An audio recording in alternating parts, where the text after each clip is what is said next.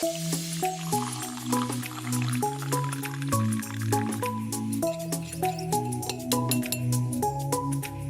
dia, boa tarde, boa noite para quem está nos escutando agora. Eu sou Keila, aqui da Ser Amor, e esse é o nosso segundo podcast, o Coffee Time, e a gente vai conversar hoje sobre ansiedade, que foi a mensagem do último domingo.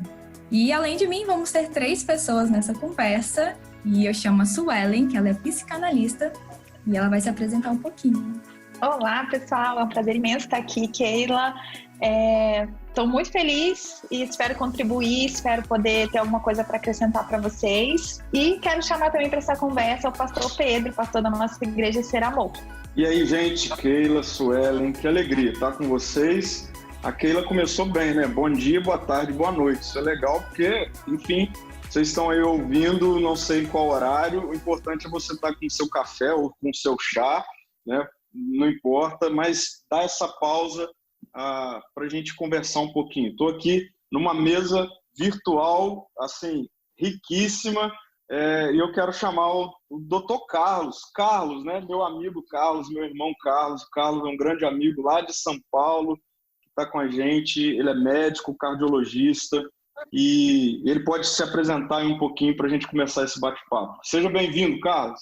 Muito obrigado, Pedro, Suelen, Keila e toda a comunidade Ser Amor. Um prazer, uma honra estar falando com vocês, conversando com vocês sobre esse tema ansiedade. Eu sou cardiologista, sou formado há 30 anos e é interessante que desde o meu início de carreira, o que me chamou a atenção é que muitos pacientes procuravam pronto-socorro cardiológico achando que estavam tendo um infarto ou um derrame e, na verdade, estavam tendo crises de pânico, crises de ansiedade. Então, já me chamou a atenção a importância da abordagem adequada desses pacientes com ansiedade. Então, resolvi estudar o tema, me aprofundar, especializar nisso. Fiz, então, terapia cognitivo-comportamental, porque eu entendo que o cuidado vai além de um medicamento. A gente precisa atender as pessoas e cuidar as pessoas como um todo, abordando o ser integral. Então, por isso eu tenho essa abordagem hoje muito mais humana, né, do cuidado, também cuidando não apenas do coração, do músculo cardíaco, mas do coração no sentido da alma, que também adoece e com bastante frequência. No momento, tenho dito que nós estamos vivendo a pandemia dos problemas emocionais, não é verdade? Uau, verdade. Keila, antes de você pegar a palavra, deixa eu só perguntar o seguinte, você não errou não, Carlos? São 30 anos de formado mesmo? Então você tem que ensinar pra gente o que você está tomando. No final tem a receita. Então tá bom, no final. Keila, com você. Então é agora que eu começo a minha consulta com vocês, tô brincando. Vamos lá, então. Primeira coisa que eu já vou perguntar, e essa já vai direto para o pastor Pedro, foi uma questão lá do Instagram. Então, já agradeço aí o pessoal que está participando, deixando as perguntas, deixando os comentários no Instagram. Pastor, ansiedade é pecado? A pessoa é infiel a Deus se ela estiver ansiosa? Difícil, hein? Essa primeira aí, eu vou passar para os convidados aí. Alguém quer responder se a ansiedade é pecado? Bom, Pastor, oi, Pastor Pedro, eu quero dificultar ainda mais sua pergunta. Eu quero incluir aí uma pergunta que eu ouço muito, né, de pacientes cristãos, que é assim, se ela é errado ter depressão, eu estou sendo ingrata com Deus, porque eu acho que a resposta vai servir, né? A mesma resposta eu acho que pode servir. Exato. Muito bom. Bom, primeiro eu quero ampliar o nosso entendimento acerca de pecado, porque quando surgem essas questões, né, é pecado isso, é pecado aquilo, na verdade a gente está falando mais de aspectos de moral, né, mais de aspectos relacionados a alguma disfuncionalidade do que propriamente dito de pecado. Então eu vou recorrer aqui à teologia para falar de pecado, fazendo menção ao que na teologia a gente chama de pecado original. O que é o pecado original? É aquilo que a gente lê lá em Gênesis 3. Quando a gente vai ler Gênesis 3, a gente vê o relato, encontra o relato da humanidade decidindo abrir mão do governo bom, amoroso, cuidadoso, funcional, perfeito de Deus sobre ela. Isso na teologia a gente chama de pecado original. A gente tem lá a cena, né, do homem e da mulher comendo do fruto do conhecimento do bem e do mal, que Deus havia dito que eles não poderiam comer dele. E quando Deus diz isso para eles, ele deixa claro que a consequência de comer do fruto como um ato de desobediência seria a morte, né? E aí a gente tem o homem e a mulher comendo do fruto e de fato morrendo, não numa perspectiva meramente física, mas do ser humano, né? O ser humano, ele morre numa perspectiva de funcionalidade lá em Gênesis 3. Que é esse ato de desobedecer a Deus, não confiando ou abrindo mão da confiança no governo de Deus sobre eles. Então, a partir disso, a gente tem as disfunções entrando e afetando a criação como um todo, assim como a nossa humanidade. Então, num primeiro momento, eu diria que não era para existir ansiedade, assim como não era para existir violência, assim como não era para existir doença de nenhum tipo, assim como não era para existir um vírus, né, como esse que a gente está tendo que lidar com ele agora. Todas essas realidades são consequências, são disfuncionalidades da queda. Agora, a gente precisa entender que Deus, em seu amor e graça, né, ele vem ao encontro da humanidade na pessoa de Jesus, né, no ápice disso acontece em Jesus. E a vinda de Jesus significa que nenhum outro ser humano poderia se religar a Deus novamente. Poderia voltar a estabelecer relacionamento com Deus novamente por conta própria. Então, Jesus paga o preço disso e nos traz de volta a possibilidade de vivermos sob o governo bom e amoroso de Deus. Então, a ansiedade, ela é um aspecto disfuncional da natureza humana a partir da queda. Mas estar ansioso ou viver ansioso a partir disso, então, deve ser visto não como um pecado moral. Vocês entendem o que eu estou falando? Não como, eu estou ansioso. Não, eu não estou em pecado moral por eu estar ansioso. Eu preciso entender que isso é fruto ou consequência da rebelião e o amor de Deus por mim revelado em Jesus me faz correr para ele como sendo a única possibilidade de ser restaurado. Então, não faz sentido eu entender que Deus envia Jesus para me resgatar, me salvar e me redimir e observar a minha ansiedade agora como sendo um pecado moral que me afasta de Deus. Pelo contrário, uma vez ansioso, eu devo olhar para o amor revelado por Deus e correr para ele. Do jeito que eu estou. É aqui que eu queria chegar. Então, a primeira parte da resposta é a ansiedade é consequência da rebelião, do pecado. Mas estar ansioso não significa que eu esteja em pecado. Significa que eu sou disfuncional. E o remédio para isso é o amor revelado por Deus em Jesus. Então, eu posso encontrar cura correndo para Jesus, né? E aí a segunda parte ela fala se eu estou ansioso, né, ou ansiosa, não sei se foi um homem ou uma mulher que enviou, significa que eu estou sendo infiel.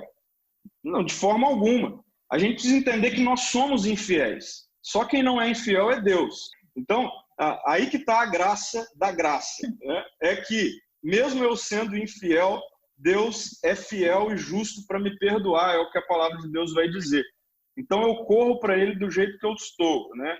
A depressão é a mesma coisa. A depressão não era para existir. Qualquer outro tipo de doenças emocionais, né? Elas são parte da disfunção ocasionada pela queda. A resposta para isso é a graça e o amor de Deus estendido em Jesus. Então, não faz sentido eu estar... Na verdade, Jesus disse isso certa vez quando ele foi questionado por pessoas, por mestres da lei, religiosos, que o viram comendo, sentado com pessoas moralmente rejeitadas pela sociedade da época. E a resposta dele a esses líderes religiosos foi: não faz sentido um médico não se sentar com doentes. ele estava dizendo dele mesmo, ele diz, eu vim para os doentes. Eu, como um médico que veio para os doentes, não faz sentido eu correr dos doentes.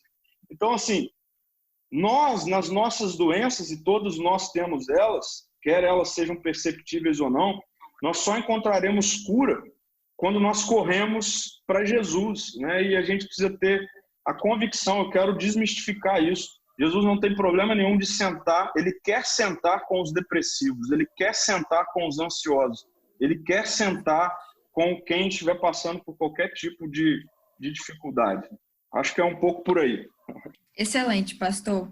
Então, assim, para a gente arrematar aí, então a ansiedade ela é uma consequência da rebelião, mas a gente não pode encarar ela, não encarar, né, mas não ver ela como esse pecado que me atormenta, né, que me deixa mal por isso, né? E pelo contrário, a gente tem que entender que é uma disfunção e correr para o amor de Deus, que é o que vai fazer a gente ficar bem e restaurar, né? Aí sim, eu só complementaria dizendo o seguinte, uma vez que eu conheço o amor de Jesus, aí eu diria que a insistência numa vida de ansiedade, ela vai começar a se configurar novamente como um ato de rebelião. Por quê? Porque o amor de Jesus revelado, né, nas Escrituras nos mostra que uma vez encontrando e sendo alcançado e redimido por esse amor, não faz mais sentido eu viver ansioso, entendeu? Então, assim, é o que nós lemos na carta do apóstolo Paulo aos Filipenses, no capítulo 4. Ele diz, não vivam ansiosos. É interessante porque ele não diz, não sintam ansiedade. Ele diz, não vivam ansiosos. É diferente eu sentir ansiedade, e eu diria, todos nós, nesse momento de pandemia, por exemplo, estamos sentindo ou tendo que lidar com algum nível de ansiedade, mas é diferente eu sentir ansiedade de eu fazer da ansiedade a minha companhia próxima, de eu acordar com ela, de eu comer com ela, de eu ir tentar dormir com ela e não conseguir dormir, porque eu encontrei tudo que eu precisava em Jesus. Por isso que Jesus vai dizer em Mateus 6, por exemplo, se eu não me engano, que viver preocupado é uma atitude de alguém, ele fala ali de um pagão, no sentido de alguém que não compreende e ainda não foi alcançado pelo amor de Deus, que é um bom pai. Então, ele diz assim, só fica ansioso quem não sabe que é filho, né? E é muito legal essa relação que ele faz. A minha filha de 5 anos, ela não está nem aí para nada, né? Mas por quê? Não é porque ela está alheia a tudo isso, é porque ela sabe que ela tem pai e mãe. Então, quando nós somos alcançados pelo Evangelho, a gente precisa entender que nós somos trazidos para um ambiente de paternidade, né? E de um Deus que é um bom pai, né? Nós somos adotados como filhos. Eu sou um pai imperfeito, mas Deus é um pai perfeito. E ele diz, o pai, Jesus vai falar, o pai sabe do que os filhos precisam, né? Então, como filhos de Deus alcançados pelo Evangelho, é perda de tempo a gente viver ansioso, né? Mas aí eu acredito que essa conversa vai nos levar para alguns caminhos de como solucionar isso, também entendendo que é graça comum de Deus solucionar isso via psicanálise, via medicina, enfim. Exatamente. Sim. Eu queria só fazer um comentário também, acho que o Carlos vai concordar comigo, que a importância dessa fala do pastor, porque muitas vezes chegam no consultório pessoas que já estão com algum tipo de transtorno de ansiedade, e um dos agravantes é esse, é sentir que está em pecado. E aí o negócio começa a virar aquela bola de neve, porque aí Deus não vai me perdoar, porque aí a pessoa começa num conflito e aí ela não sara nunca. Porque tem ainda esse agravante de, então Deus não está comigo, então Deus não vai me ajudar a sair disso porque eu estou em pecado. Então é muito importante tirar isso, né, do peso, o máximo que a gente puder, né? Perfeito. Ótimo, gente. Vocês estão me escutando? Sim, muito bem. Sim. Então tá, então vamos lá. Agora vamos para a segunda parte aí, o segundo bloquinho de pergunta. Tem tudo a ver com o que a gente está falando. Agora eu queria saber quais são os sintomas clássicos de ansiedade, se é que tem, né, assim, ou cada um, né, às vezes revela, né, de alguma forma, mas o que é mais padrão, e como saber a hora de procurar ajuda médica. E aí, quem começa, vocês ficam à vontade aí. Vamos ouvir o nosso cardiologista. Vamos ouvir o nosso cardiologista. Sim. Melhor que o médico. A ansiedade, na verdade, ela é fisiológica, como o Pedro disse. Uma coisa é estar ansioso, outra coisa é viver ansioso. Então, a ansiedade fisiológica, na verdade, Deus nos fez com a ansiedade no sentido de nos proteger.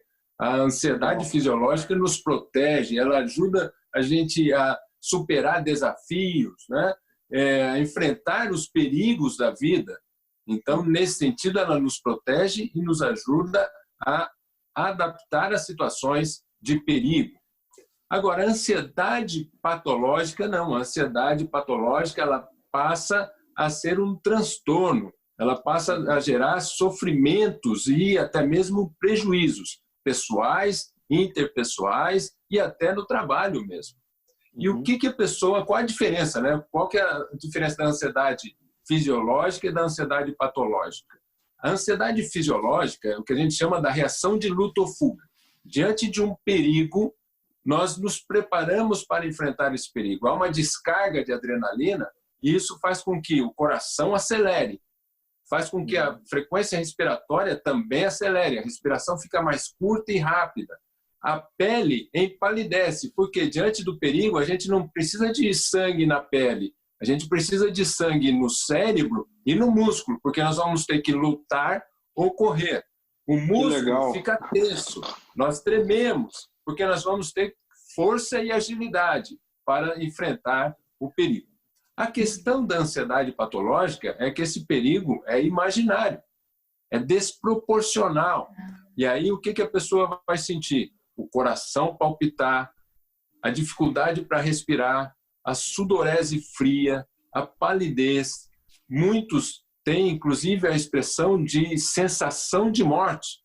Pensam que vão perder o controle ou vão ficar louco. Tamanho é o grau do sintoma que a pessoa apresente.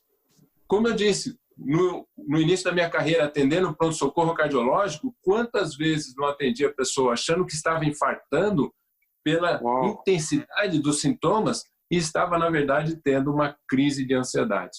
Então, são sensações muito intensas e desconfortáveis, muitas vezes levando a que a pessoa procure um pronto-socorro, procure um médico. E aí a questão, né, de quando, então, procurar ajuda profissional, médico ou psicólogo, quando esses sintomas passam a gerar sofrimento, passam a gerar desconforto intenso, né, desproporcional à situação. Aí é o momento da procura de ajuda e foi muito oportuno o que o Pedro colocou da importância do acolhimento desses pacientes. A Suelen também destacou isso. É muito importante, não apenas os profissionais, mas também os familiares acolherem essas pessoas que estão sofrendo por problemas emocionais, seja ansiedade ou seja depressão. E muitos, às vezes, ouvem a expressão do tipo, não, isso é bobagem, não liga para isso. Mas, na verdade, a pessoa está doente, sofrendo, precisando de ajuda. Então, é muito importante acolhermos essas pessoas. Como o Pedro falou muito bem, Jesus nos disse, né, que os sãos não precisam de médicos, mas os doentes vão precisar dessa ajuda e nós precisamos estar próximos, acolher de coração aberto e braços abertos para oferecer ajuda para a pessoa superar esse transtorno tão sofrido e desconfortável. Sim. Muito bom. Eu queria pontuar também, doutor Carlos, que quando chega lá para o doutor Carlos, provavelmente a pessoa já está num grau de ansiedade, provavelmente é um transtorno. E muitas vezes, para mim, acontece o seguinte, os dois extremos, né? Uma pessoa que está com algum transtorno, eu encaminho para um psiquiatra, né? Para algum médico, neurologista, enfim.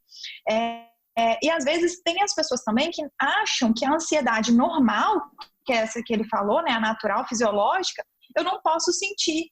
E a pessoa, não, mas eu tô ansiosa. Eu falo assim, não, mas você não tá a ponto de perder o emprego? Você me contou uma situação aí que realmente, como o doutor Carlos falou, né, pede luta ou fuga. Caramba, você talvez seja mandado embora, tenha que se reinventar, tá prestes a sua esposa ameaçou parar, é normal que você esteja ansioso. E aí a gente tem que saber diferenciar essa ansiedade fisiológica em que, calma, é assim mesmo, isso é normal que você sinta, porque hoje a gente está numa sociedade também em que se eu sinto medo, eu não posso, eu tenho que estar pleno, eu tenho que estar sempre muito bem. Se eu estou sentindo uma ansiedade, né, eu não posso, eu tenho que estar bem. Então, saber separar que tem essa ansiedade natural e que eu tenho que aprender a conviver com ela, a digerir, a lidar com ela, né? Como o Carlos falou, eu tenho que lutar ou fugir, né? Eu tenho que enfrentar a situação, porque ela é real, ela não é imaginária, como o transtorno de ansiedade. Demais. Faz parte da vida, né? Eu preciso até colocar algo sobre isso, que eu tenho insistido em falar, em refletir, é importante trazer aqui para essa mesa nossa, é que a gente vive numa sociedade eu tenho chamado de sociedade dos anestésicos, né? Uma sociedade que quer anestesiar a qualquer custo qualquer sensação de dor, né? E essa ansiedade fisiológica que vocês dois aí colocaram, eu estou aqui ouvindo vocês e me amarrando nisso, assim, e assim, ela é uma sensação de dor, né? Queira ou não, está diante de qualquer perigo que seja, né? Em épocas passadas era estar diante de um leão, de repente, né? Mas hoje é estar diante de uma crise econômica, é estar diante, né, da possibilidade, enfim, de uma sociedade violenta como a que a gente vive, e etc. Todos os outros perigos do nosso dia, que faz parte da vida, e a pergunta é como anestesiar, né? Como eu não sentir nada sobre isso. Vocês acham que é aí que entra o aumento indiscriminado de remédios contra a ansiedade hoje? O que vocês acham disso? Lá no consultório já chega um monte de gente que se automedicou. Um monte. E aí, eu costumo dizer que, na maioria das vezes, o remédio não é via oral, não é o remédio que vem de fora, o remédio está dentro. E a pessoa vai ter que encontrar esse remédio dentro dela mesma. Então, é muito interessante a colocação de vocês dois, porque essa expectativa de anestesiar, de não sentir mais aquilo, né? A Sueli mencionou muito bem. Quando a pessoa sente um pouco de ansiedade fisiológica, ela já entra na crise de pânico. Então, precisa aprender a lidar com isso, e não é o remédio que vai fazer. O remédio não vai ajudar nesse sentido. Por isso que a gente precisa ter essa abordagem mais integral da pessoa e mostrar para ela que a solução não é externa, não é o remédio. Claro, alguns casos vão se beneficiar, vão precisar de medicamentos, mas essa expectativa exagerada de que a solução está no remédio, isso não. O medicamento até pode ser uma parte do tratamento, mas vai ser fundamental a abordagem do aspecto psicológico, também da questão da espiritualidade. Então, é muito importante a gente ter esse conceito de que o remédio não é a solução. Muito bom. Cada caso é um caso mesmo, né? Eu acho que foi o que fica para ser analisado. Não tem como a gente colocar tudo dentro de um único saquinho e falar é sempre assim. Não existe. Cada caso tem que ser um caso analisado. E pelo que vocês falaram aí, eu também fiquei nessa pensando, igual o pastor falou, enquanto vocês falavam que existe essa ansiedade fisiológica.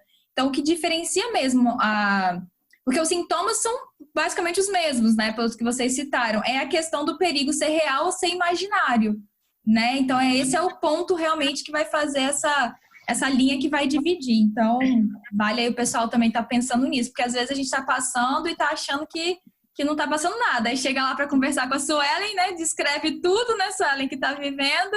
Você fala, não, tá normal, pode ir para casa, é isso mesmo. E a pessoa, não, mas eu não posso. Então, é normal, tá, gente? Tem esse lado normal de você sentir. Sim, e também tem o grau da ansiedade, né? A gente tem que conseguir ponderar. Nossa, tenho a possibilidade de eu ser mandada embora, tá? Mas aí eu vou ficar 6 meses sem dormir, eu vou ficar... Qual o sintoma que eu tô? Eu tô sentindo que eu vou infartar por causa disso? Porque como o doutor falou, já teve situações assim da pessoa falar, Sueli, eu realmente fui pro hospital com todos os sintomas de infarto. E aí você vai ver a raiz disso, é porque eu tava com medo de ser mandada embora. Calma aí, tá um pouco desproporcional.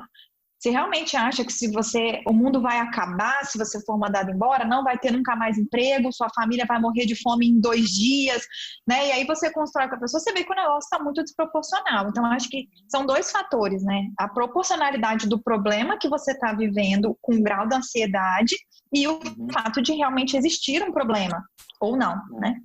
Agora deixa eu só queria complementar, Pedro, que ela mencionou muito bem essa questão da interpretação da situação, que o ansioso interpreta isso através de pensamentos negativos e catastróficos. Então, como se colocasse uma lente de aumento no problema e se autoavaliasse como pouco hábil para enfrentar o problema. Então, uma ameaça de demissão, por exemplo, dá a impressão para a pessoa ansiosa que ela não vai sobreviver à demissão. Então, ela não vê saídas. Então, esse exagero, esse pensamento negativo e catastrófico que precisa ser gerenciado. Muito legal. Eu só ia complementar também na importância do aspecto comunidade nessa leitura, né? Porque muitos, e nós somos uma sociedade individualista, né, se isolam, né? Então, começam a sentir coisas relacionadas ao que vocês colocaram aí da ansiedade e se isolam. E aí a importância de se resgatar a comunidade, né? O relacionamento entre amigos, se ter pessoas que... eu gosto de ter pessoas que me dão uma chacoalhada e falam, cara, isso aí que você tá enxergando um leão num gatinho. A gente precisa disso, né? Então, esse eu acho que seria um outro ponto importante, assim, a importância do não isolamento, né? Porque a gente vai entrando no nosso mundo interior e aquilo ali vai tomando proporções. Se torna uma verdade, né? Exatamente. Então, eu creio que ter amigos, né? Ter pessoas, e eu sou o primeiro que digo, eu não sou a favor de se ter muitos amigos, né? Algumas pessoas se assustam quando eu falo assim, não, eu não tenho muitos amigos. Ah, mas... Não, porque eu entendo a amizade numa perspectiva bíblica como sendo essa. Em Provérbios, né? Tem um Provérbios que fala, mais vale a ferida feita por um amigo do que os beijos dos desleais. Eu quero amigos assim, né? Que tenham coragem de me confrontar, mas então a importância da gente resgatar isso. Né? Nesse mundo aí cada vez mais individualizado, boas amizades pode nos tirar, né, de buracos de ansiedade que às vezes a gente entra neles, né, porque a gente não consegue dimensionar de fato o que está acontecendo, né? Dá um outro podcast, hein, pastor, esse assunto aí. Do porquê que a gente muitas vezes escolhe um amigo que passa a mão na cabeça, ao invés de um amigo que confronta, né? Então, já é outro tema. Anota aí, Sheila. Vamos fazer. Eu tô vendo que vai acabar saindo mais de um podcast por semana aqui, gente. Mas só queria reforçar uma coisa que o Dr. Carlos falou e o pastor também até falou na mensagem de domingo, que eu acho importante, é que é importante, sim, em muitos momentos, a medicação, né? O remédio, sim. Porque muita gente encara isso como se não pudesse fazer, né? Como se tivesse que vencer sozinho. Então, assim...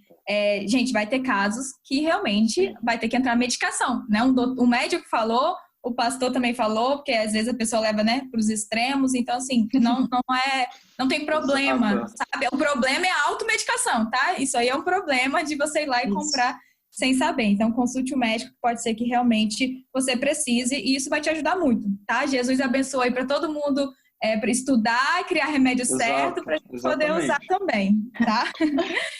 Então, vamos seguir aqui, gente. Vamos para o terceiro ponto. A gente estava falando sobre os sintomas, né? A gente acabou falando um pouquinho dessa questão de ter uma rotina saudável, né? Não só na pandemia, não só nesse momento, porque a gente daqui a pouco já está saindo, né? Já estamos aí voltando para o normal, um pouquinho diferenciado, mas estamos voltando para a nossa vida. Então, como ter uma rotina, né? E eu sei, a gente vai escutando muito sobre hábitos alimentares influenciam, né? Exercício físico e mais o que pode ajudar. Então, assim, como que vocês poderiam sugerir? Eu só queria antes fazer uma colocação e aí até exemplificar essa questão da rotina. Eu sempre fui uma pessoa que gostei muito de não ter rotina, né? De fazer coisas diferentes, fazer coisas novas e não ter essa coisa de, tem obrigação de fazer determinada coisa. Mas quando começou o isolamento, eu percebi o quão importante era a rotina. Então, eu criei uma rotina para mim. Isso me ajudou muito, muito, muito. Eu já falei, né, aí o pessoal que acompanha aí o News da Igreja, enfim, que eu tive alguns sintomas de ansiedade, sim, por conta disso, mas eu acredito que quase todo mundo teve nesse momento. Uhum. E a rotina me ajudou, porque quando você tem muito tempo, você sempre deixa para depois, aí você não faz nada porque você tem muito tempo. Aí chega no final do dia, você fica super preocupado porque você não fez nada que tinha que fazer. Então, quando eu criei a rotina, eu vou dormir tranquila, porque eu fiz tudo que eu tinha que fazer no tempo certo, né? Então, assim, eu vi o quanto era importante isso, mas aí eu queria ouvir de vocês, especialistas aí, sobre essa questão de rotina, dicas, o que fazer, o que não fazer, se o cafezinho ali é bom ou não é bom para ansiedade, vamos deixar aí no ar. Fala aí, Suelen, eu queria começar ouvindo a Suelen sobre isso aí. Eu acho que o Carlos é ainda melhor do que eu para falar, porque quando eu recebo o paciente, muitas vezes, que eu chego a falar assim, olha, vou te encaminhar, vou pedir para você ir no psiquiatra, geralmente eles voltam, né? Quando é uma ansiedade patológica, remédio, talvez uma meditação, alguma coisa assim para esvaziar um pouco a mente, alguma atividade, se possível, ao ar livre, né? Com contato com o sol, com natureza, atividade física, alguma coisa que dê não necessário, porque a gente fala assim, alguma coisa ao ar livre, né? Isso é para um benefício. E a atividade física mais pesada é realmente para você botar energia ali, sabe? Gastar um pouco de energia. E a análise, né? Fazer uma terapia, análise, um tratamento com um profissional. E eu vejo que realmente é difícil alguém que faça o conjunto das coisas, né? A pessoa quer só tomar um remédio, ou ela tem pânico do remédio, quer só fazer terapia, né? A gente pega esses extremos aí. Ou então, não quer se alimentar bem de jeito nenhum, por mais que você fale, vai para o nutricionista, corta alguma coisa, muito doce, muito isso. Então, assim, é difícil pegar alguém que consegue fazer, mas a gente vê que quando a pessoa coloca em prática um pouco disso, os resultados são muito melhores, né? Mas eu não sei dizer exatamente qual o benefício de cada uma dessas coisas, mas eu sei que o médico passa, né, que realmente, e que os resultados são excelentes com tudo isso junto. Uhum. E aí, doutor Carlos, rotina, o que você me diz sobre rotina? O Carlos gente, eu conheço o Carlos há 10 anos, e o Carlos é um cara de rotina, é impressionante. Ai, que bom, tô no caminho, né? Olha lá, o doutor tá maravilhoso. Tá então, vendo? rotina também, gente, vai dar tudo certo. É verdade, eu acho que a saúde, ela depende de um estilo de vida saudável. Então, a própria Organização Mundial de Saúde, ela recomenda, basicamente, não fumar. E, infelizmente, no momento de pandemia, muitas pessoas estão abusando de álcool e drogas e o tabaco. Então, não utilizar o tabaco, nada de tabaco, não abusar do álcool, atividade física regular e alimentação saudável. Então, esse seria, então, os pilares da saúde integral. Saúde integral que a gente considera bem-estar físico, emocional, social e espiritual. Do ponto de vista da atividade física é fundamental. Não é possível ter saúde sem atividade física. O sedentarismo é um fator de risco para a morte prematura. E também é muito importante para a saúde mental a atividade física, tanto a ansiedade quanto a depressão. E aqui também é importante dizer que existe uma dose. Então, quanto de atividade física? Então, 30 minutos de atividade física de leve a moderada intensidade. Não precisa virar um atleta, mas atividade como uma caminhada, pode ser ao ar livre, mas se não for ao ar livre, pode ser dentro de casa, 30 minutos. O parâmetro é cansar um pouquinho e suar um pouquinho, dentro do seu ritmo. Não precisa sair correndo da noite para o dia. Outro aspecto importante da alimentação, alimentação saudável é alimentação natural. Nós devemos descascar mais e desembalar menos, né? Então, evitando os alimentos industrializados. O alimento natural, as frutas, as hortaliças, né? São muito importantes para a saúde. O café né, que a Keila questionou. Não tira o meu café, não. Não vou tirar. Eu sou parceiro seu do café, né? Mas o excesso do café, ele é ruim, porque a cafeína é um estimulante, particularmente para quem tem ansiedade, o excesso do café é ruim. Então, um cafezinho esporadicamente, né? No café da manhã, depois das refeições, não tem problema. Agora, tem aquele que abusa, uma garrafa térmica, né? O tempo todo. Então, aí não é interessante. É interessante também o que a gente chama da atenção plena na refeição.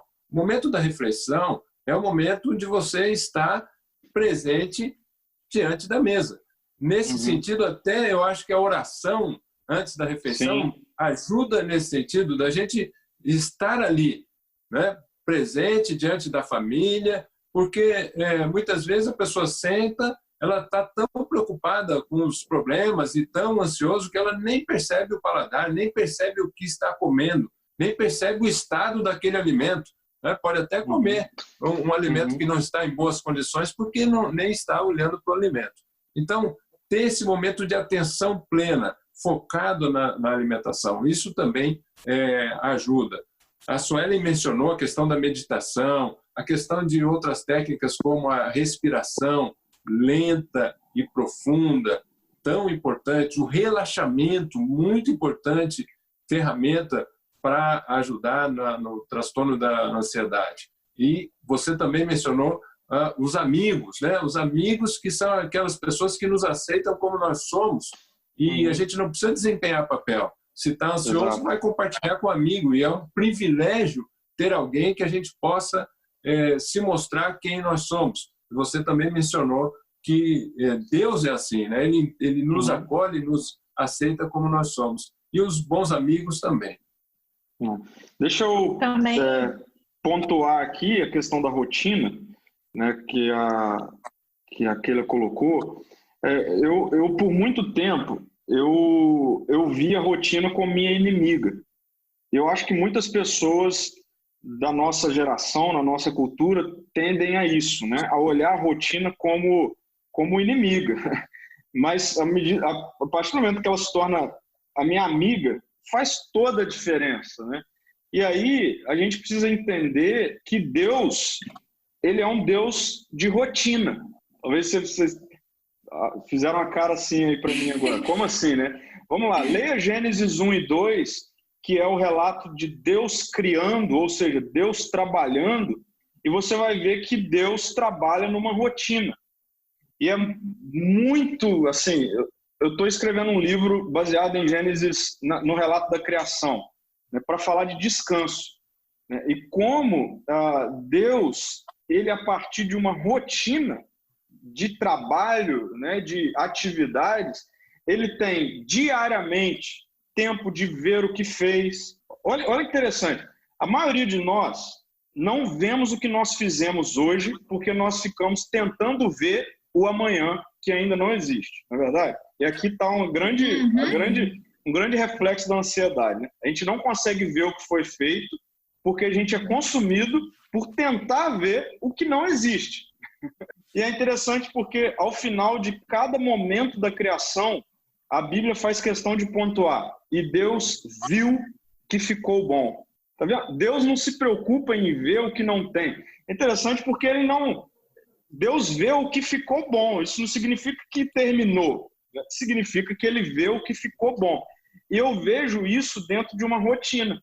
Então, hoje eu consigo, a partir de uma rotina estabelecida, né, bem feita, sem exageros, enfim, levando em conta o momento, isso é importante. Por causa da rotina, eu consigo celebrar o que eu fiz. Eu consigo olhar e concluir assim: eu fiz isso. Agora, por que eu concluo o que eu fiz? Porque eu planejei fazer, porque estava dentro de uma rotina. Se eu não tivesse planejado, se eu não tivesse colocado uma rotina, eu não saberia ao final do dia que eu fiz aquilo.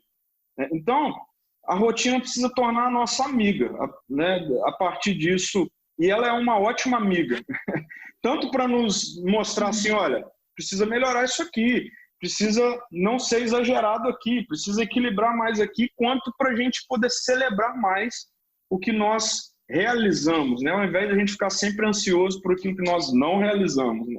Excelente a sua colocação, Pedro. E aí vou dizer que vou utilizar isso para mim, para minha vida, né? Porque essa vida acelerada está faltando fazer essa pausa que você sugeriu e me ajudou muito. Então, eu sou o principal beneficiado desse nosso encontro hoje com essa sua fala, viu? É bom chegar no final do dia, tomar um suco, tomar um vinho, enfim, e poder olhar e falar assim, poxa, olha o que eu fiz, né? Isso não significa, gente, que não tem coisa a ser feito no outro dia, né? Ou não significa que está completo, significa que eu fiz. Então a gente precisa celebrar o que fez, né? E para isso a gente precisa de rotina. Acho que a Suelen queria pontuar aí alguma coisa. Sim. Eu queria falar que realmente quando a gente, por exemplo, num casamento, né, a pessoa fala assim, caiu numa rotina. A rotina ela sempre é um sinônimo de alguma coisa ruim para a maioria das pessoas, né? Só que na verdade não é a rotina, é uma rotina ruim. Porque se o casal cai numa rotina boa, legal, isso é pro casamento, né? Se eu tenho, outro dia meu marido, a gente estava conversando sobre isso, né? Que a gente está conseguindo há muito tempo manter uma rotina de estar na academia às 6 da manhã. E a gente falou assim, nossa, quanto tempo a gente falou que eu não gosto de rotina, né? Essa fala da Keila, eu me identifiquei muito. Eu sempre falei isso também, que eu não gosto. Que bom que minha agenda eu posso alterar e eu posso ter dias diferentes, que eu não gosto de rotina. E hoje eu vejo que uma rotina boa, ela é muito boa. Eu amo estar na academia às 6 da manhã. Mas agora, se eu acordasse às 10 da manhã todos os dias, eu não ia de rotina. Então, depende de qual rotina você adota, né? Perfeito. E aí, voltando para a ansiedade, que a gente acha que eu acabei não falando, né? A gente passou por essa parte do quanto a rotina ajuda na ansiedade, né? O pastor Pedro falou, mas assim, só para deixar mais claro, a pessoa quando ela sabe, a ansiedade é exatamente isso, né? Eu olho lá para frente e fico preocupado se eu vou fazer, se isso vai acontecer ou não. E quando você tem uma rotina estabelecida, não, fica tranquilo. Na sexta você vai fazer aquilo, né? Já está programado, está dentro da sua rotina. Então, ter uma rotina calma a mente do ansioso, né? E quando não tem, fica aquele acúmulo de coisas na mente completamente perdido. A pessoa não sabe qual faz primeiro, qual não faz, ficam muitas coisas sem fazer e sem programação para serem feitas, e aí só vai agravando a situação, né? Eu acho que uma frase para definir isso... No computador e não faz nada. Uma frase assim, que eu sempre penso sobre isso se eu não tiver uma rotina, as coisas importantes, elas virão como urgentes. E quando a gente tem que lidar o tempo todo com coisas urgentes, isso satura, isso cansa, isso consome.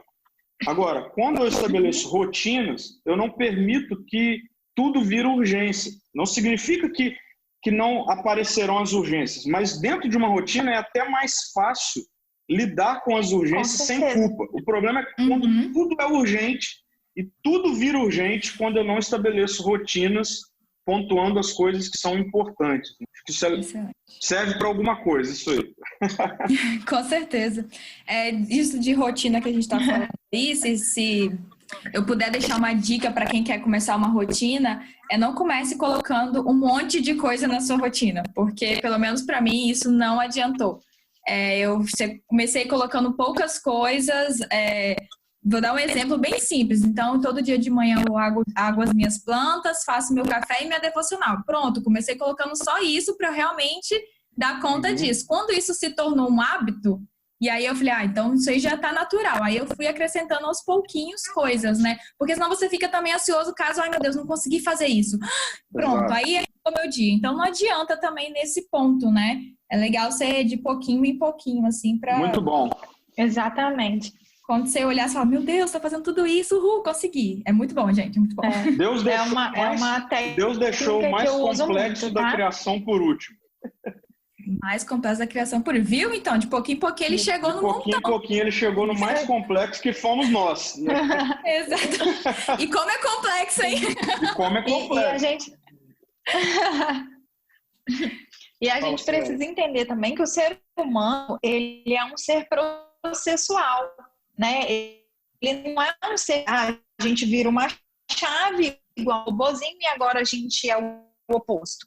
Então a gente precisa entender que, eu vou para um processo de ser muito rotina, eu preciso entender o processo. Então é isso que a Keila falou. Então eu quero começar a ler. Então vou me propor a ler um livro por semana? Claro que não. Você não lê, né? Então, qualquer novo hábito, você tem que passar por esse processo de criação de hábito. Então, começa devagarzinho, se propõe a ler 5 minutos por dia, ou talvez 5 minutos 3 vezes na semana. Ridículo. Porque aí, quando você pensa assim, hoje eu não vou fazer, você fala, gente, pelo amor de Deus, em 2 minutos eu faço isso, deixa eu fazer logo isso. E aí, você vai conseguindo colocar isso na rotina, né? Mas acontece muito de acontecer igual a Keila falou. A pessoa chega para mim com um quadro pronto, né? Sueli, olha, eu organizei toda a minha semana, essa semana vai ser sensacional. O máximo que ela consegue é 2 dias fazendo. Depois ela volta, eu sou uma fracassada, eu não consigo nada. É tudo, né? Eu não tenho força de vontade, aí cheia de crenças, né? Destruidoras, ruins. Então, não é positivo mesmo. Menos é mais. Menos é mais. E estava falando de meditação também, só para terminar aí, que eu vou anotando aqui para tentar não interromper muito vocês quando vocês estão falando. Mas o pastor falou de pontuar, né, o que foi feito durante o dia. Na minha meditação, que eu tenho feito guiada, um dos pontos principais é isso, é você parar e relembrar o que você fez no dia até o momento que você chega a estar deitado, enfim, como você está meditando, né? Exatamente por isso, pela sensação de gratidão e de dever cumprido que isso causa, e que você consegue relaxar. Poxa, consegui fazer bastante coisa, né? Então, isso é muito legal também. Acrescentem, gente, também a meditação, tá? A meditação é muito importante. A Marina vai fazer qualquer dia desse um podcast sobre meditação cristã, que é sensacional. Que é o que a Keila aí está falando e tem feito, né? Tenho feito, gente. Nossa, tem mudado, tá? Mas eu vou deixar vocês com gostinho de quero mais para escutar o podcast da Marina. Vamos então prosseguir, gente? Vamos para o 4º ponto. E aí, isso aí é uma percepção minha, mas vocês podem comentar se está certo ou está errado. Que eu percebo que as pessoas, no geral, querem cuidar do físico, então elas fazem um check-up, elas estão se exercitando, não necessariamente para ficar esteticamente bonito, mas para ter uma saúde, né, melhor. Mas elas não cuidam da mente, não cuidam do psicológico, né? Enfim. E muitos disso por um preconceito que a gente tem de que quem vai cuidar da mente, de quem vai, não sei, num psicólogo, num psicanalista e tudo, é uma pessoa, vou colocar entre aspas aqui, tá? Doida, uma pessoa louca, uma pessoa que, né? Então a gente já fica aqui, não preciso, eu não preciso disso. E aí eu queria que vocês comentassem se realmente isso acontece, se não acontece, como que a gente pode quebrar esse conceito errado que a gente tem. Com certeza acontece, demais, demais. Porque, infelizmente, às vezes a pessoa chega no consultório, ela já passou assim, já tomou vários remédios, ela começou com uma dorzinha, aí ela já tá com 7 dores, ela estava iniciando uma discussão, um mal-estar com o marido, ela já está separada do marido, né? Então, assim, a pessoa espera, o negócio tem que estar muito desandado para ela chegar a um ponto de falar, não preciso cuidar da minha mente. Ela vai empurrando com a barriga, ela vai botando embaixo do tapete, porque é importante exatamente por isso que falou, Keila, porque existe esse estereótipo de que é coisa de doido. Né? Interessante que é quando entrar aqui na sessão, vai estar no vídeo aqui com a médica, e então você fica quietinha aí na sala. Aí a menina, mas médica de quê? Você tá com dor? Ela falou, é terapia. E a menina já tem mais de 10 anos, então ela olhou assim, mas você não é doida? Então, a menininha tinha 10 anos e na cabeça dela, né? A mãe está fazendo terapia, era coisa de doido. Então, assim, é uma coisa que é construída na sociedade, né? Que se a pessoa fala que está fazendo terapia, mas o que está acontecendo? Né? Tem alguma coisa grave. E a gente realmente precisa desconstruir, porque eu costumo falar assim, não é que todo mundo precisa, mas que seria bom para todo mundo. Seria. Porque por mais tratada que eu esteja, Por mais que eu busque a Deus, por mais que eu faça terapia, eu vou ferir meus filhos quando eu tiver, sabe? Eu vou deixar algum buraco emocional neles, eu não vou suprir, eu não sou feita. Então, esses buracos emocionais meus pais deixaram em mim, os de vocês deixaram em vocês, na criação.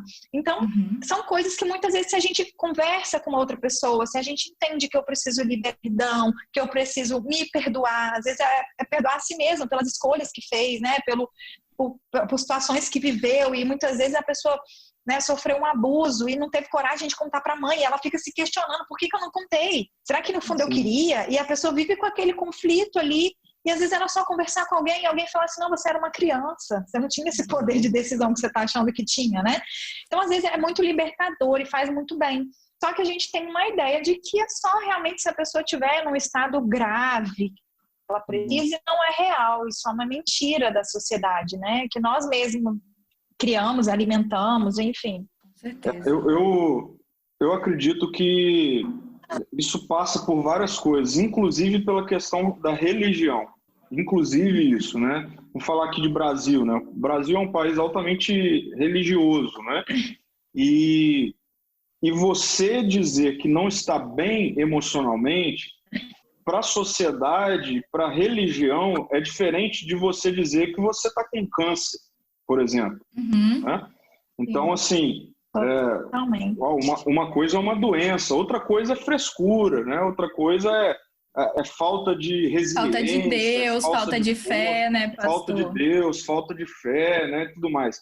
Só que assim, não mete Deus nesse negócio não, que Deus não tem nada com isso, a Bíblia não tem nada com isso, pelo contrário. Na carta de Tiago, Tiago vai dizer que ele diz assim, confessem os seus pecados uns aos outros para serem curados. E aí, mais uma vez, ali a gente entende pecado de forma limitada. A gente acha que ali tem a ver com algo moral que eu fiz, né? Alguma coisa moral que eu fiz, então... Mas não, ali o texto está se referindo a, mais uma vez, essa realidade de disfuncionalidade da vida. Confesse aquilo que está em você, que te destrói, que te corrói, que te faz mal para o outro, para você ser curado. E ali a gente tem essa ideia de terapia, né, no mais profundo da palavra, de cura. Então, olha que interessante, a Bíblia, quando ela vai se referir a perdão de pecado, ela verticaliza, ou seja, só quem pode perdoar o meu pecado é Deus. Então, por isso que não faz sentido uma outra pessoa intermediar a minha relação com Deus, porque é só Deus que perdoa o meu pecado. Agora, olha que interessante, quando a Bíblia vai falar de cura, ela horizontaliza, ela fala, confesse para o outro. Olha o poder disso. É interessante, ela não fala assim, confesse para Deus para você ser curado. Ela fala, confesse para o outro que é igual a você, para você ser curado. Isso é terapêutico, né? Então, eu vou fazer coro ao que a Suelen falou. Sim, todo mundo tinha que estar inserido num ambiente terapêutico. Isso é importantíssimo, né? E aqui, mais uma vez, a gente tem que trazer isso para a roda aqui, para o nosso debate, numa perspectiva ampla. Isso não tem a ver só com um aspecto voltado para um psicólogo, psicanalista, mas usando as palavras do Carlos no início. Isso tem a ver com o aspecto espiritual, isso tem a ver com o aspecto físico. Então, nós somos integrais, a gente sofre muita influência da filosofia grega, do iluminismo, que compartimentou o ser humano, né? Então, a gente é um monte de pedaço. Mas, na prática, nós somos um ser integral. Se a minha unha do pé inflamada, daqui a pouco vai me dar febre e isso vai afetar tudo, né? Vai tirar meu sono. Então, voltar para uma perspectiva bíblica é entender que Deus traz terapia, e essa perspectiva de terapia passa diretamente para o compartilhar um com o outro, seja numa roda de amigos, seja num consultório com um médico, com um psicanalista, com um psicólogo. Assim, algo que eu coloco aqui é que eu acho fundamental que isso seja feito num ambiente de mesma cosmovisão. Então, assim, eu acho importante, por exemplo, sempre que me procuram, eu falo, cara, você precisa de um psicólogo, você precisa de ir num psicanalista. Eu estou mandando um monte de gente para a Suelen, né? Você precisa procurar alguém. Mas eu sempre digo, você precisa ser alguém com a cosmovisão cristã. Okay? assim, eu entendo que existem profissionais cristãos e profissionais cristãos. Eu consigo entender a diferença disso. Mas bons, excelentes profissionais que tenham como cosmovisão o evangelho. Eu acho que isso faz toda a diferença. Mas a gente precisa entender isso por aí, assim. A terapia é algo que vem de Deus, né? E sim, numa perspectiva horizontal, entre iguais. Isso é importantíssimo, é fundamental. O problema é que a gente só procura quando o aspecto emocional afeta o físico, né? Aí é esse problema que a Suelen colocou, e realmente acontece. Gente, a amargura, por exemplo, que tem muito a ver com o aspecto emocional, vira câncer, é comprovado, de alguma forma o físico vai colocar isso para fora, e é terrível quando isso acontece, né? Então aqui todo mundo que está ouvindo a gente, isso vale para todos nós aqui, nós precisamos de ambientes terapêuticos, onde a gente pode falar, onde a gente pode colocar para fora. E isso é transformador, né? Quando a gente rompe com essa barreira, seja religiosa, seja social, e a gente rompe e passa a viver isso de uma outra maneira, né? É muito interessante a sua colocação. Aproveitar, pastor. Pode falar. Fala aí, Carlos, depois então, a Suelen coloca. Eu costumo dizer do poder das histórias compartilhadas, que inspiram, motivam e transformam. E essas histórias compartilhadas, quando nós compartilhamos as nossas vulnerabilidades, nós geramos vínculos com aquele que está nos ouvindo.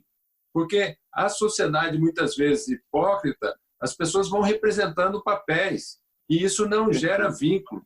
Nós vamos ter vínculo com aquele que nós mostramos quem nós realmente somos e mostrando a nossa vulnerabilidade. Aí sim, nós vamos ter a mão estendida pedindo ajuda e a outra mão estendida oferecendo ajuda. Aí sim nós temos um ambiente de transformação. Exato. Sim. Que eu ia colocar, isso que o pastor falou, né, que às vezes vai para o aspecto físico, né? E aí eu vou contar rapidamente uma experiência que eu tive desde que eu me entendo por gente, né? A escola ligava para meus pais, sua filha está passando mal, vem buscar. E me buscava na escola, era uma tal de uma enxaqueca, né? Que às vezes durava 3, 4 dias. E aí foi a minha vida inteira. E assim, gente, vocês não têm ideia quanta campanha, quantos lugares já me levaram para orar por mim, porque nenhum médico descobria. Né? E tá aqui, faz exame, faz hipoglicemia, neurologia, vamos ver se é vista, ouvido, eu fiz tudo quanto é exame. E não dava nada. Então vamos levar para oração. E é tudo, meus pais iam atrás dos pastores, pastores curandeiros, não sei, né? E vamos orar por ela. E nada melhorava. E aos 20 e tantos anos que eu fui fazer terapia, eu entendi o porquê, que ganho secundário eu tinha com essa dor, e eu nunca mais tive enxaqueca. Olha aí. Agora, tá vendo aí? Eu não sei o que é essa enxaqueca, não me lembro como é. E o quanto a gente misturava. E aí é entender Deus curando. Tá vendo? A mão de Deus estendendo cura. O problema é que se envolve humildade, isso envolve dependência, né? Isso envolve muitas coisas, né? Esse gerar vínculos que o Carlos falou. Até porque se Deus simplesmente me curasse com uma oração, eu não teria mudado os comportamentos que me faziam tão mal e que me geravam enxaqueca. Muito legal. Precisava entender o porquê. Uma coisa que eu conversei com o pastor, né, a semana passada, né, pastor, foi que eu falei, a ansiedade, assim como o medo, a tristeza, eles são todos sintomas, como a dor, né? Como a dor física é um sintoma para falar para o doutor Carlos, olha, tem algo de errado com o membro daquela pessoa, a ansiedade está falando, tem algo de errado em algum aspecto da sua vida. Então, só que a gente não quer ver como um sintoma, a gente quer ver como a raiz. Não, a ansiedade, você tem que tratar o que está gerando a ansiedade, né? E o que a gente fazia com a enxaqueca era isso, toma um remédio, como o pastor falou, para anestesiar essa dor. Não passava, tá? Não passava. Eu tinha que esperar ela passar. Quando eu obtinha o ganho que eu queria nela, ela passava. E eu me mantinha nesse ciclo, sabe? Para ter o que eu queria emocional, né? Um ganho emocional que eu queria, eu ficava nesse ciclo. Então, entender que, na verdade, a ansiedade só está me avisando, olha, tem um negócio de errado aí, procura o que que é negócio, descobre o que é e realmente tratar a verdade. Legal. A história da Suelen é também a história que eu vejo muitos dos meus pacientes e que faz essa procura por questões, sintomas somáticos, né? Aí vai no caso da cefaleia, então vai no neuro, vai no oftalmo, né? Vai no ortopedista, no meu caso vem no cardio, né? E quando na verdade a raiz do problema é emocional. Então é muito importante a gente considerar que essa é a origem do problema e precisa ser cuidada sem o preconceito tão difundido na sociedade, né? Nós devemos acolher as pessoas com problemas emocionais, ajudar e cuidar. Cuidar nesse sentido de oferecer ajuda que aquela pessoa precisa. Legal. Sim. Muito bom. Muito bom, gente. Então fica aí, né? E aí, Keila? Que o que fica disso aí é procurem ajuda se estiverem com qualquer tipo de dor, né? Não fiquem achando só tomando remédio que vai passar, porque às vezes não vai passar. O importante é descobrir a causa daquilo, tá, gente? Não espere os sintomas persistirem para procurar um médico. Eu bato muito Ajuda. nessa tecla. Eu preciso saber o que tá me causando aquilo, porque só combater a dor, né? Enfim, depois vai voltar de novo, né? Ninguém quer ficar sentindo dor. Bom, gente, a gente já tá caminhando pro final da nossa conversa, que foi muito boa. Fala sério. Gente, a gente pode ter uma parte 2, né? Talvez. Parte 2. Mas aí, para terminar, eu queria pedir para vocês, cada um aí, deixar um conselho, uma dica, né? Não sei, talvez segredo, né, doutor? O segredo, doutor Carlos, aí que o pastor perguntou desde o início, para essa vida mais leve, para essa vida mais tranquila, mais em paz, né? Enfim, para o pessoal aí que está meio preocupado demais, ansioso demais nesse momento. Posso começar? Pode começar. O que eu quero falar é o seguinte, que a gente possa entender todos os dias que nós somos um ser sistêmico, né? Que nós somos corpo, alma e espírito. E a gente costuma negligenciar sempre uma dessas coisas, né? Você vê a pessoa que faz terapia e que malha e que se alimenta bem, mas que não procura cuidar da vida espiritual. Aí você vê uma pessoa cuidar da vida espiritual, mas acha que é a futilidade e frescura comer bem e fazer uma atividade física. E aí as pessoas estão sempre negligenciando uma delas, né? E se negligenciar uma delas, fica sem base, fica sem estrutura, né? Então que a gente cuide das três, que a gente saiba cuidar da saúde emocional, da saúde física e da saúde espiritual, procurando os três nos lugares certos, né? Nos devidos lugares. Muito bom. Tô anotando tudo já aqui. Anota aí também, gente, em casa, hein? Pode falar, Carlos. Eu acho que para o coração a gente precisa usar a linguagem do coração, que é a linguagem do amor, da gratidão e do perdão. Eu acho que a gente precisa usar mais essa linguagem do coração para promover a nossa saúde integral. Legal. Bom, eu termino com a reflexão do domingo, né? Que tem tudo a ver com esse aspecto terapêutico do falar e do refletir de forma saudável, né? Eu apontei para uma prática ou um exercício de uma espiritualidade centrada em Jesus e de uma intelectualidade centrada em Jesus. Quando Paulo diz, não vivam ansiosos, né, por coisa alguma, e ele coloca, mas falem, ele diz, orem a Deus, e aí ele coloca, pedindo o que vocês precisam. Assim, para mim isso é revolucionário, porque a gente tem aquela mania de oração comportada, né, e tal, beleza. Mas ali eu não vejo isso. Ali eu vejo assim, tô passando aperto, tô ansioso, cara, vai pro quarto e assim, se joga, chora, fala, pede o que você quiser. A Bíblia está dizendo, Deus suporta a sua ansiedade. Isso revolucionou minha vida. Deus suporta a minha ansiedade. Eu posso falar para Ele tudo que eu estou sentindo, tudo que eu quero, tudo que eu acho que eu quero, tudo que eu acho que eu preciso. E Deus vai filtrando tudo isso. Mas o importante é súplica, no sentido de dependência.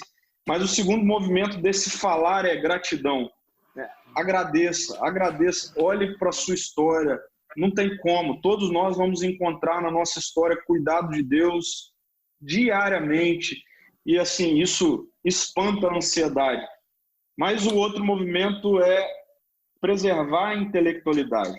A gente está num momento, assim, já estávamos, né, de alta tecnologia, de intelectualidade, né, o tempo todo, que traz para a gente essa falsa ideia de que a gente precisa consumir todo tipo de informação que está ao nosso redor. Então, a gente acha que o importante é muito, né? É ler muito, é ter muito, é estudar muito, é tudo muito. E aí eu tenho dito que nessa a gente vive numa geração que tem um oceano de conhecimento e 1 centímetro de profundidade, né? Então, a gente precisa preservar a nossa intelectualidade. Como que a gente faz isso? Paulo vai dizer ali em Filipenses 4, pensem em tudo que é excelente e digno de louvor. Isso é um filtro, assim, que traz. Então, antes de eu encher minha cabeça de qualquer informação, de qualquer coisa, eu preciso ponderar, eu preciso refletir se aquilo ali tem a ver com a minha vida, eu preciso entender se tem a ver com o que Deus está fazendo na minha vida, eu preciso ver se tem a ver com a minha vocação. E aí, nessa, a gente vai tirando um monte de coisa que a gente acha que a gente deve ficar pensando, refletindo, e, na verdade, só está trazendo e gerando mais ansiedade. Então, meu recado seria, aprenda a orar e aprenda a pensar com qualidade. Pensar com qualidade não necessariamente tem a ver com pensar com quantidade. Isso tem sido, assim, transformador na minha vida com relação à ansiedade. Eu acho que isso é bom pra gente, faz bem pra gente. Excelente, gente. Muito, muito obrigada pela conversa. Foi muito bom. Eu anotei tudo aqui, muitas coisas mesmo. E espero que o pessoal aí que esteja escutando também tenha sido tão abençoado como eu fui. E é isso. Muito obrigada para vocês. Boa noite, né? Para quem está escutando, não sei, bom dia, boa tarde, boa noite. E que Deus abençoe muito vocês. Muito bom. Beijão para todo mundo aí, gente. Carlos, obrigado. Suelen, obrigado. Beijo, gente. Obrigado. Obrigada. A vocês. Amém. Privilégio. Tchau, gente. Até o próximo podcast, hein?